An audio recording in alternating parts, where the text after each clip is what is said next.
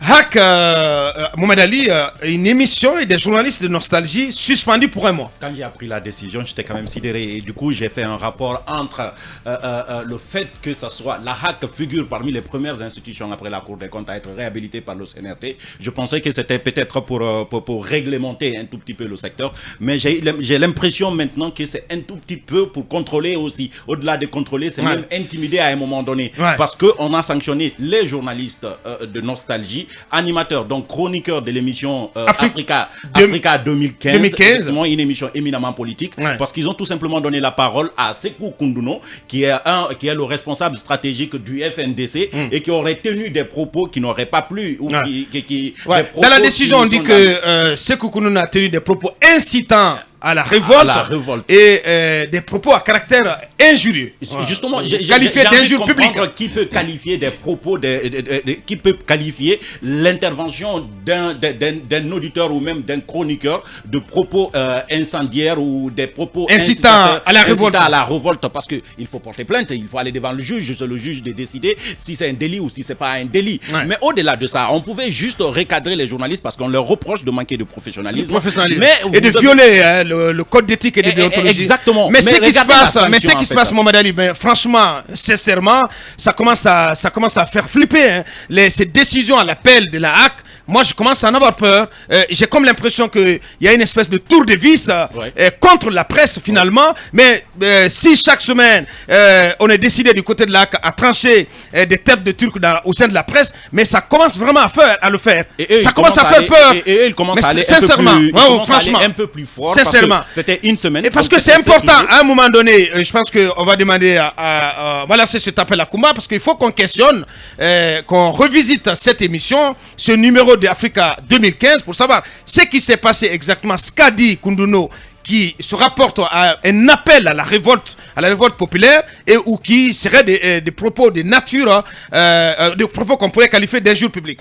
Autrement, si c'est pas avéré, ça voudrait dire qu'il y a une volonté chez la HAC aujourd'hui, peut-être sous l'impulsion du CNRD, de punir et de sévir contre toute la presse. Moi, je commence à flipper, franchement, en cabinet. Non, mais c'est inquiétant. C'est très inquiétant. Et ce que vous avez dit, c'est parfaitement cela, parce qu'il y a une possibilité de faire recours des décisions de n'importe quelle. Parce qu'on a vu, mais en un mois, on a vu le cas de Lincoln, le cas de Marwan, il a failli, il a échappé de peu aux sanctions de la HAC. On a vu le cas d'Emfali Guilavogui, des côtés d'évasion. Maintenant, c'est 3 journalistes à la fois de Nostalgie et une émission. Tous les journalistes et l'émission suspendus pour un mois. Mais je pense qu'il faut peut-être écouter, comme vous l'avez dit, Aboubacar, il faudrait écouter cette émission-là, ce numéro-là, pour savoir effectivement qu'est-ce qu'on reprocherait à ces journalistes-là, puisqu'il faut éviter aussi que l'on advienne à dire qu'on ne devrait plus donner la parole aux membres du FNDC. Parce que moi j'ai bien peur qu'on arrive à cela. Kounduno, il s'exprime ici tous les jours. J'ai l'impression que c'est un peu... Kounduno, il s'exprime ici tous les jours. Parce que la prochaine cible, c'est Film FM. Oui, mais justement... C'est très clair. Justement, et ça fait flipper. Et ça fait flipper, puisque si on devrait être dans cette unitarité plutôt des propos, que l'on ne voudra plus entendre d'autres sons de cloche, ça pose problème à la fois à la liberté d'opinion, mais aussi à cette pluralité d'opinions-là.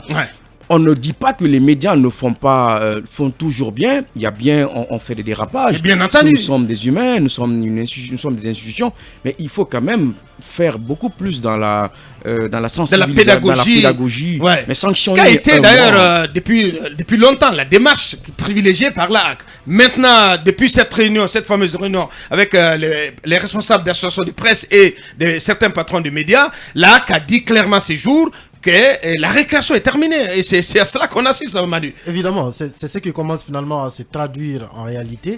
Mais concernant quand même ce cas précis de Nostalgie, je pense qu'il y a beaucoup d'éléments, beaucoup de zones d'ombre dedans. Je rejoins un cabinet et votre avis comme quoi on va d'abord écouter cette émission pour voir ce qui a été dit d'aussi grave. Mais je pense que la sanction quand même est très lourde. Très lourde parce que non seulement... Là, il a main lourde. On suspend tous les animateurs pour 30 jours, mais en plus on suspend l'émission elle-même. C'est-à-dire qu'aucun animateur ne peut même prendre le relais pour que l'émission, elle continue en attendant à fonctionner le temps que les autres se remettent de leurs sanctions. Mais il y a quand même aussi, Abouakar, il faut le relever. J'ai échangé avec des personnes ce matin qui ont dit effectivement que d'abord ces journalistes n'ont pas été convoqués pour les entendre. Donc, oui, ce n'est pas dit dans la note. Aussi, je suis d'accord. Ce n'est pas dit dans la note. La note, la HAC elle-même n'a pas dit les avoir convoqués. Je suis d'accord. Ça déjà c'est un problème. C'est-à-dire qu'on s'est comporté en juge et parti, on n'a donné aucune chance aux journalistes de se défendre. On décide comme ça. Et j'apprends même que ils s'apprêtaient à entrer au studio. Donc pour un nouveau numéro, quand ils reçoivent des appels de soutien pour dire on est avec vous, et puis ils demandent quel soutien. On leur dit la HAC vous a suspendu. Ils n'étaient pas au courant, ils l'apprennent eux-mêmes et ils n'ont pas encore été. La décision n'a pas été notifiée. Vous avez le syndicat de la presse justement qui ne compte pas. Ils avaient fait l'émission ce jour. Non, ils s'apprêtaient à entrer au studio. Et finalement, c'était au lendemain du numéro qui vient d'être sanctionné. Okay. Donc ils s'apprêtaient le lendemain à entrer au studio quand ils ont été informés. Le lendemain c'était hier parce que le numéro qui est incriminé c'est celui du jeudi 22. Oui, c'était hier. Ouais. Maintenant, le syndicat prévoit de réagir. Semble-t-il, il y a même des sit-ins qui sont prévus le 28. Ici à Conakry, mais aussi devant l'ensemble des gouvernorats à l'intérieur du pays et des sit-ins qui vont se dérouler de 10h à 14h pour protester contre cette décision, mais surtout pour protester le fait que la démarche n'a pas été respectée. La HAC peut décider, mais la démarche n'a pas été respectée. La démarche voudrait que on donne la possibilité aux personnes mises en cause de se défendre.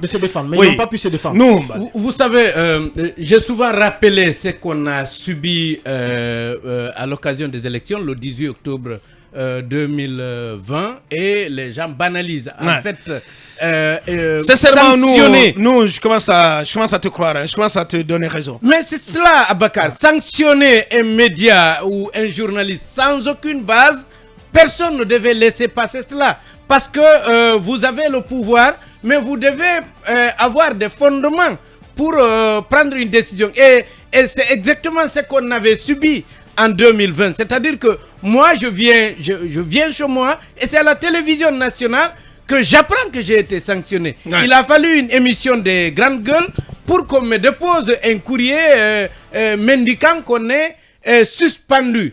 C'est-à-dire qu'aucune forme n'a été respectée, il n'y a aucune base qui justifie la suspension, mais on décide quand même, malheureusement, les journalistes accompagnent ça. Quand vous critiquez, on vous dit non, vous êtes contre tel, contre tel. Moi, ce que j'avais expliqué parlant de Yacine, j'ai dit ce n'est pas bien pour la presse. Mais les gens ont vu une animosité ou autre chose. J'ai dit quelqu'un qui est menacé d'aller en prison. N'oubliez pas que l'ancien Premier ministre est en prison. L'ancien président de l'Assemblée nationale est en prison. Beaucoup de ministres et hauts cadres sont en prison. Donc Yacine, forcément, quand on l'appelle de la présidence, il réfléchit.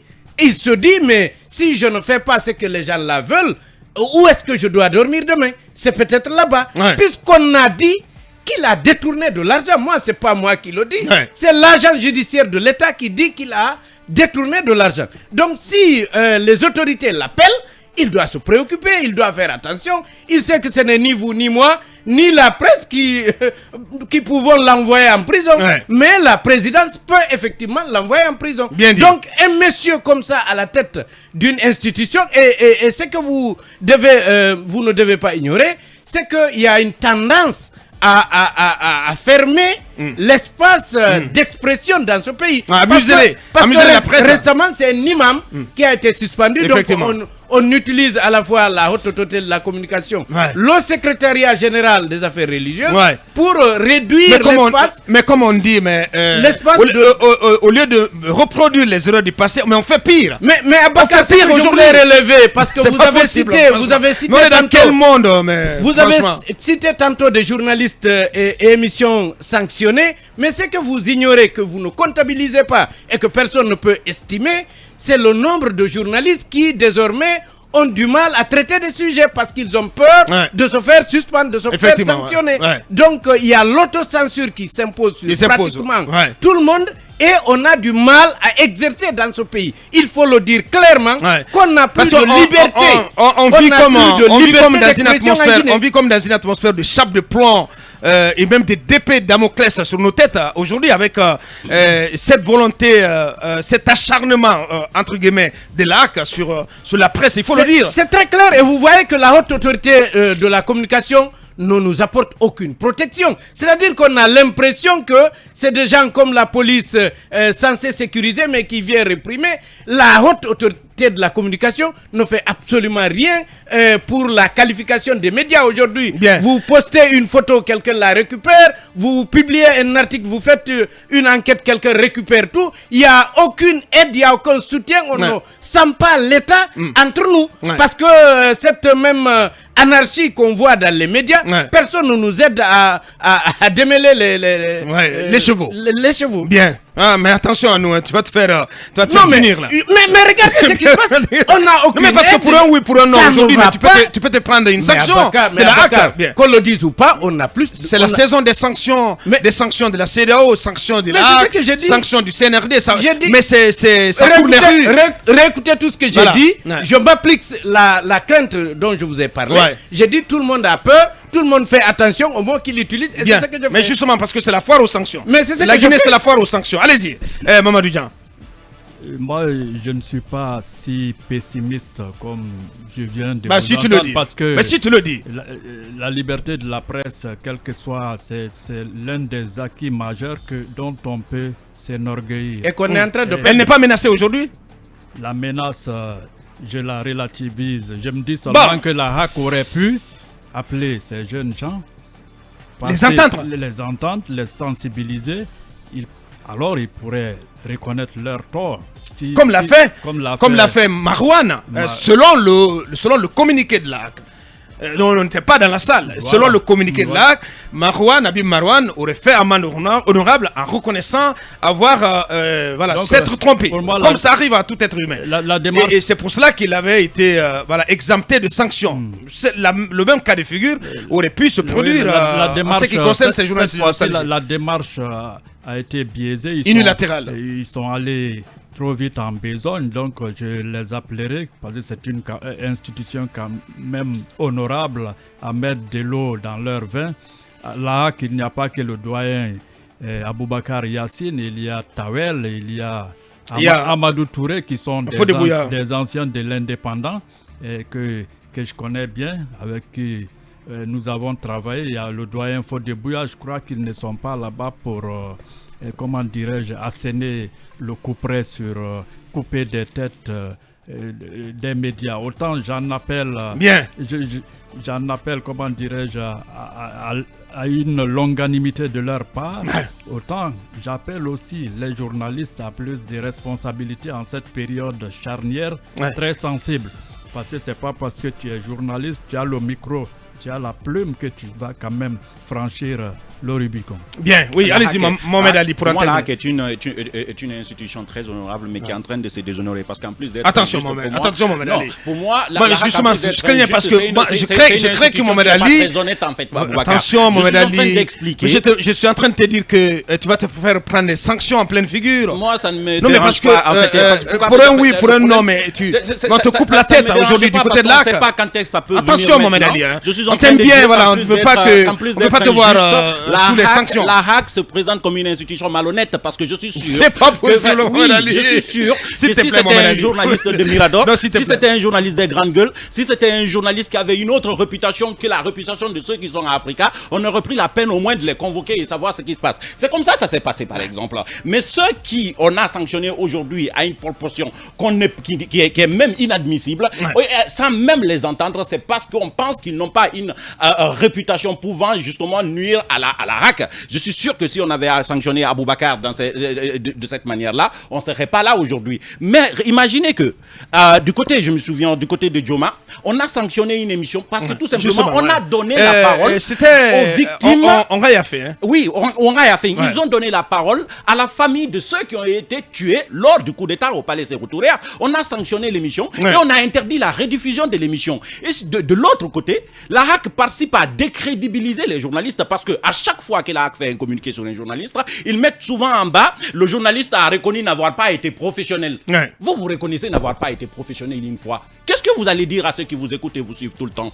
Ils vont continuer à vous dire que, ils vont continuer à douter de vos informations parce que vous-même, vous l'avez reconnu. Je pense que c'est pas assez bon, même la manière dont on sanctionne. Cette sanction montre que la HAC est montée d'un cran. Ils sont en train d'essayer avec cette émission-là. Avant, c'était 7 jours. C'était 2 semaines à la rigueur, après convocation et des explications. Non, mais ce qui va arriver, c'est qu'ils vont fermer des médias, des émissions pour 6 mois, pour 1 an. Mais justement, ils ont sanctionné et l'émission, ils ont sanctionné les journalistes et pour une période de 30 jours. Vous interdisez à un journaliste de passer à l'antenne sur n'importe quelle antenne pendant 30 jours. Vous interdisez à une émission d'être diffusée pendant 30 jours. Bien. Comment c'est très grave, franchement, c'est très grave ce qui se passe. Et ça ne doit pas continuer. L'heure est grave pour la liberté de la presse en Guinée et soutien total aux actions à venir du SPPG.